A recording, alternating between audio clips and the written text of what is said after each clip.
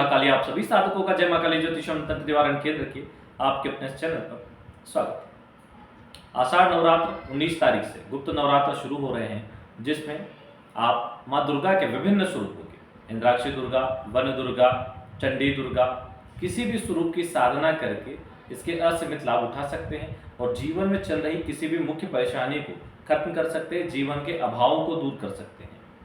कई बार लोगों को क्या होता है, वो लोग साधना करते हैं लेकिन उसका प्रभाव उनको नहीं मिल पाता, इस चीज को वो समझ नहीं पाते। देखिए, आपके ऊपर मान लीजिए कि कोई कर्जा है 100 रुपए का, आप 10 रुपए कमाते हैं और जिसके यहाँ आप काम करते हैं वहीं पर आप का कर्जा भी है, तो आपने 10 रुपए कमाए, वो 10 रुपए वहीं चले गए, या फिर यूं कहें कि वहां 8 रुपए उन्होंने जमा कर लिए और 2 रुपए आपको मिल गए। ये उदाहरण दे रहा है। तो उसी प्रकार जब आप कोई साधना करते हैं तो आपके दोष और पूर्व जन्म के कर्मों के निपटारे में उसका आधे से ज्यादा भाग चले जाता है, या कहीं 80-90% चला जाता है।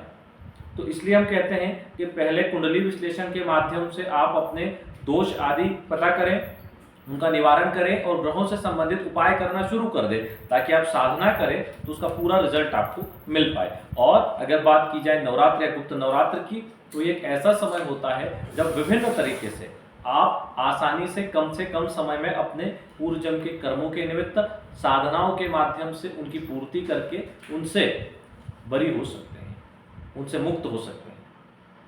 तो ऐसे अवसर को नहीं छोड़ना चाहिए। आज हम बात करेंगे माता दुर्गा के इंद्राक्षी स्वरूप पर, जो विभिन्न प्रकार की कामनाओं की पूर्ति और विभिन्न प्रकार के रोगों का नाश करने वाला है। खास तौर से जो लोग गंभीर बीमारियों से पीड़ित हैं या जिन लोगों के घर में लगातार बीमारियां चली रहती है, उन लोगों को ये प्रयोग अवश्य करना चाहिए। और एक से अधिक लोग घर में मिलकर करें तो भी बहुत अच्छा, नहीं तो एक व्यक्ति को तो करना ही चाहिए, और खुद बीमार व्यक्ति करे तो अति उत्तम। वैसे ही जिन लोगों के घर में खूब सारे विवाद होते रहते हैं, वे लोग आने वाले समय में हम चंडी दुर्गा प्रयोग देंगे, उस चंडी दुर्गा प्रयोग को कर लें। चाहे आपके घर में तंत्र की वजह से झगड़े होते हों या ग्रहों की बाधा की वजह से होता है, आप चंडी दुर्गा प्रयोग को करेंगे और आप उसके लाभ देखेंगे। हालांकि ज्यादातर घरों में गंभीर बीमारी या फिर लड़ाई की स्थितियां केवल पितृदोष की वजह से होती है। पितृदोष आपको भूमि भवन विवाद देता है, भूमि भवन वाहन से संबंधित या संपत्ति से संबंधित विवाद देता है। परिवार में एक के बाद एक गंभीर बीमारी जो पहले भी लोगों को हुई है उस प्रकार की बीमारियां देता है। इसके अलावा एक्सीडेंटल मृत्यु आदि हो जाती है। कोई ऐसी अप्रत्याशित घटनाएं लगातार होती रहती, परिवार में लगातार विवाद होते रहते, अच्छे खासे परिवार में जो एक रहना चाहिए लगातार झगड़े चलते रहते हैं। ऐसी बहुत सारी चीजें होती है, ये सब पितृदोष के कारक होते हैं। लेकिन लोग साधनाओं में जाते फिर लाभ नहीं मिलता तो साधनाओं को दोष देते हैं। तो आप सही साधना करिए तो उसके लाभ होंगे। आप पितृदोष है तो पितृदोष से निवारण संबंधित साधना या प्रयोग करिए या उसका निवारण करवा लीजिए। तंत्र से संबंधित है तो वो करिए। तो इनमें चंडी दुर्गा का एक प्रयोग देंगे, वो करके भी आप इसमें उसका लाभ ले सकते हैं। आज हम बात करेंगे इंद्राक्षी दुर्गा, जो गंभीर रोगों के साथ अनेक कामनाओं को पूर्ण करने वाली है। उसका आपको यंत्र भी बताएंगे, जिसे आप भोजपत्र पर अनार की कलम से आप घर पे बना ले। प्राण प्रतिष्ठा विधि हमने जो दी हुई है चैनल पर, मूर्ति प्राण प्रतिष्ठा, यंत्र प्राण प्रतिष्ठा, उससे उसको प्राण प्रतिष्ठित कर लें और उसको रख लें। उसके दो फायदे हैं, कामनाओं की पूर्ति होगी, बीमारियों से मुक्ति मिलेगी। दूसरा, आप जो साधना करने बैठते हैं, कई बार साधना खंडित हो जाती है किसी न किसी कारण से, या ब्रह्मचर्य नहीं टिक पाता। तो वो क्यों होता है? क्योंकि जो आप साधना कर रहे हैं उन साधना की जो यक्षणियाँ योगिनियाँ होती है, जो देवी देवताओं के जो गण होते हैं, वो आपकी साधना को कहीं ना कहीं खंडित कर देते हैं, क्योंकि उनसे पहले वो आ जाते हैं। तो इस यंत्र के सामने अगर आप किसी अन्य साधना को भी करेंगे तो ये आपकी सर्वत्र रक्षा करेगा, और कोई भी गण या कोई भी अन्य शक्ति आपकी साधना को खंडित नहीं कर पाएगी। इसके सामने आप कोई संकल्प लेके साधना करेंगे तो अवश्य पूर्ण होगी। तो इस यंत्र का ये प्रभाव है, और अपनी कामनाओं को पूर्ण करने के लिए हर व्यक्ति को ये साधना करके इसका स्थापन अपने घर में करना चाहिए, ताकि अपनी अनेक कामनाओं को आप प्रतिदिन हाथ जोड़ के उस मंत्र का प्रयोग करके आप यदि अपनी कामना प्रतिदिन उसके सामने बोलेंगे तो भी वो आपकी इच्छाओं की पूर्ति अवश्य कर देगा। ये इंद्राक्षी यंत्र है और इंद्राक्षी दुर्गा यंत्र है। 9 दुर्गाओं का समावेश है इसमें, इसलिए आपके कार्य सिद्ध अवश्य ही करेगा। जिस तरह से हम दुर्गा पता का यंत्र को धारण करते हैं बाहरी बाधाओं के लिए या ग्रहों के दोष या प्रभाव को कम करने के लिए, जुबरे प्रभावों को कम करने के लिए, उसी प्रकार इंद्राक्षी दुर्गा यंत्र से साधनाओं में संपूर्णता आती है। माँ दुर्गा ने अनेक स्वरूप धारण किए भक्तों के हितार्थ, मनुष्यों, देवताओं और अन्य योनियों की रक्षा के लिए, अनेक प्रकार से मनुष्यों को आगे बढ़ाने के लिए अनेक स्वरूप लिए। माता ने शताक्षी अवतार लिया जब अकाल वृष्टि हो रही थी पृथ्वी पर, अकाल पड़ा हुआ था, जब वृष्टि नहीं हो रही थी, तब माता ने शताक्षी स्वरूप धारण किया। इसी प्रकार अनेक अनेक समय पर जब महिषासुर का उत्पात हुआ, माता ने महिषासुर मर्दनी स्वरूप धारण किया। अरुण नामक जब असुर ने उत्पात मचाया तो असंख्य भौरों का स्वरूप माता ने धारण किया, भ्रामरी रूप में आई। जब भीम नामक असुर ने उत्पात मचाया तो भीमा देवी बन के आई। तो जब जब किसी प्रकार का उत्पात हुआ, भक्तों ने माता को पुकारा, अनेक स्वरूपों ने, तो उनके अनेक स्वरूपों से अनेक चीजें प्रकट हुई। आने वाले कई युगों के लिए उनके अनेक स्वरूपों से अनेक शक्तियां प्रकट हुई, अनेक यंत्र प्रकट हुए, अनेक प्रयोग बना दिए ऋषि मुनियों ने कि इस स्वरूप के माध्यम से आप अपनी समस्या का समाधान कर लोगे। जैसे कई जगह देहात में ये चीज़ होती है कि कई लोगों को भैंसासुर की सवारी आती है, या फिर ये देखा गया है कि कई लोग भैंसासुर प्रयोग कर देते हैं, लोगों पे उनका जीवन तहस नहस कर देते हैं, उत्पात हो जाता है सब जगह। तो उसको काटने के लिए महिषासुर मर्दनी प्रयोग किया जाता है। तो अलग अलग शक्तियों के लिए अलग अलग देवी माता ने स्वरूप धारण किए हैं। और खैर इसकी विस्तृत चर्चा हम पुराने कई वीडियो में कर चुके हैं, यहाँ उसका हम ज़्यादा चर्चा नहीं करेंगे क्योंकि पहले ही सब कुछ बता चुके हैं। आज इसलिए बता रहे हैं क्योंकि ये प्रयोग बहुत महत्वपूर्ण है। बीमारी और इच्छाओं की पूर्ति के लिए और साधनाओं को सिद्ध करने के लिए ये बहुत ही इंपॉर्टेंट प्रयोग है। आप घर पे कर लीजिए, इसके लिए आपको किसी और चीज़ की आवश्यकता नहीं है। आप ये सारा प्रयोग घर पे कर सकते हैं। अभी नवरात्र शुरू हो रहे हैं 19 तारीख से, 9 दिन इस प्रयोग को कर लें, चमत्कारिक रूप से लाभ होगा। अगर अभी नहीं करना चाहते तो फिर किसी भी मंगलवार से स्टार्ट करके 21 दिन कर लें। नवरात्र में कम दिनों में ये सिद्ध हो जाता है। अगर नवरात्र में आप कोई और साधना करने का विचार कर रहे हैं तो फिर आप इसको 21 दिन मंगलवार से स्टार्ट करके, शुक्ल पक्ष से स्टार्ट करके कर लें। ठीक है, तो साधना पर आ जाए। पहले आपको मंत्र दे देते हैं, मंत्र देने के बाद इसकी विधि बता देते हैं, क्योंकि कई बार हम विधि बताने में मंत्र देना आप लोगों को भूल जाते हैं, इसलिए आप पहले मंत्र दे देते हैं। आप मंत्र को नोट कर लीजिए, हम बोल के नहीं बताएंगे।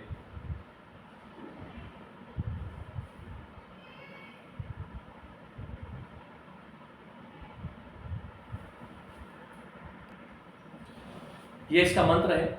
इसका प्रयोग कैसे करना है उसको समझिए। चाहे आप नवरात्र से स्टार्ट करें या शुक्ल पक्ष के मंगलवार से। आप उत्तरमुखी होकर बैठ जाएं, एक बाजूड़ पर पीला या लाल कपड़ा बिछा लें और एक भोजपत्र लें। उसके ऊपर आप इस यंत्र को बना लें। यंत्र जो आपको हम स्क्रीन पे दे रहे हैं, यंत्र बनाने के बाद इसकी प्राण प्रतिष्ठा करें। विधि हमने मूर्ति प्राण प्रतिष्ठा, यंत्र प्राण प्रतिष्ठा विधि हमने चैनल पर पहले से ही दी हुई है, उसको देख लें और इसकी प्राण प्रतिष्ठा आप कर लें। प्राण प्रतिष्ठा करने के बाद आप इसका पूजन करें। पूजन करने के पश्चात गुरु गणेश पूजन करें और उसके बाद एक माला गणेश मंत्र, 4 माला गुरु मंत्र, आपका जो भी गुरु मंत्र हो, और उसके बाद जो इंद्राक्षी मंत्र भी हमने आपको दिया है उसकी आप 51 माला मंत्र जप कर लें। अगर नवरात्र में कर रहे हैं तो 9 दिन, और अगर आप अन्य दिन कर रहे हैं तो फिर 21 दिन का प्रयोग करें। ब्रह्मचर्य का पालन, जमीन पे समान, एक समय भोजन बिना लहसुन प्याज का। अगर एक समय ज़्यादा भूखा नहीं रह सकते तो एक समय फलाहार ले लें। फलाहार का मतलब फलाहार होता है साबूदाने की खिचड़ी नहीं होती, ठीक है। फलाहार मतलब फल, जूस वगैरह, ये कर लें। इस प्रकार अपनी साधना को कंप्लीट कर लें। इसमें कुछ भी अनुभव हो तो गुरु के अलावा किसी और से चर्चा ना करें। अगर कोई समस्या हो और हमसे चर्चा कर रहा हूँ तो मैसेज कर दें, ठीक है। किसी भी चीज़ें को सुनाने के लिए आप फ़ोन ना करें, आप उसके लिए मैसेज टाइप करके भेज दें। अगर हमें कुछ लगेगा ठीक, उसके हिसाब से हम आपको बता देंगे।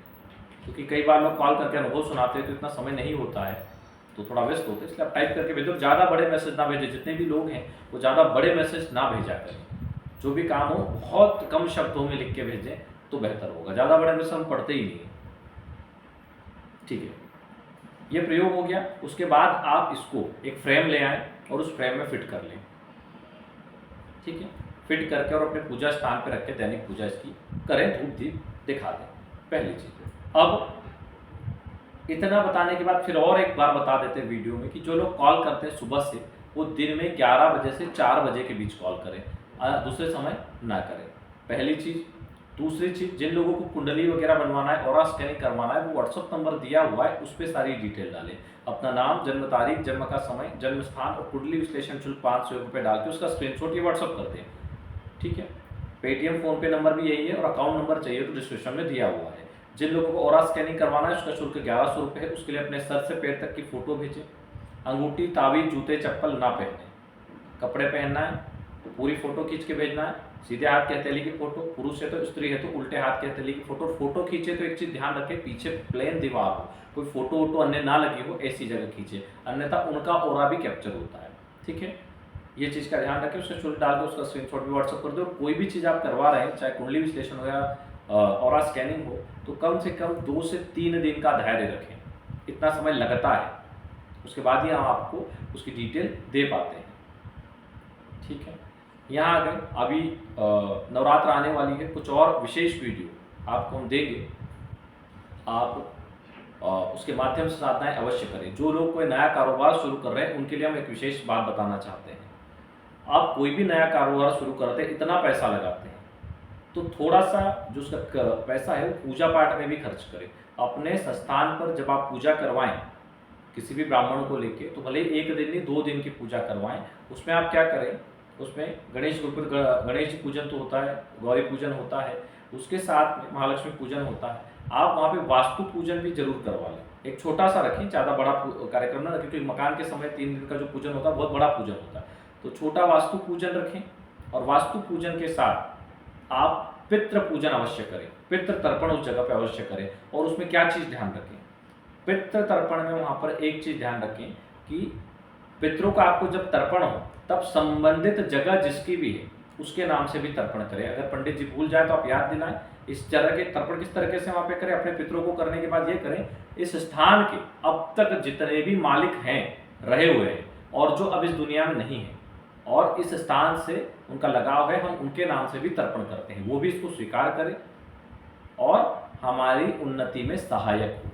इस तरह बोल के उनके नाम से भी तर्पण करें, ताकि जिस स्थान पे आपने अपना व्यवसाय खोला है, अगर कोई प्रताड़ित, देखो क्या होता है वहाँ का बहुत अच्छी चीज़ आपको बता दें, जीवन भर काम में आएगी।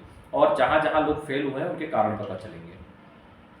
आप किसी जगह पे मकान लेते हैं, आपको नहीं पता, आपने प्लाट लिया, कॉलोनी कटी, आपने प्लाट लिया, आपको क्या पता कि जिस कॉलोनाइजर ने वो प्लाट लिया है, जिस व्यक्ति से लिया है, वो अच्छे से लिया है या उससे किसी प्रकार का धोखा दिया है, या फिर मान लीजिए कि वो व्यक्ति से मजबूरी में उसको बेचना पड़ा, या फिर उस व्यक्ति शराबी वगैरह था, उसने बेच दिया उस प्लाट को, कुछ भी हो, तो उसके जो पूर्वज हैं वो बड़े दुखी होते हैं, क्योंकि उनके खून पसीने की वो जगह होती है, उनका मोह उससे बधा हुआ रहता है, और जब उनके बच्चे उसको बेच देते तो बड़ी तकलीफ होती है। तो उनकी प्रेत आत्मा में भटकती रहती है, और जो लोग वहाँ पे होते हैं उनमें से जिन लोगों का भी ऑरा कमजोर होता है उनको वो प्रताड़ित करते ही करते हैं।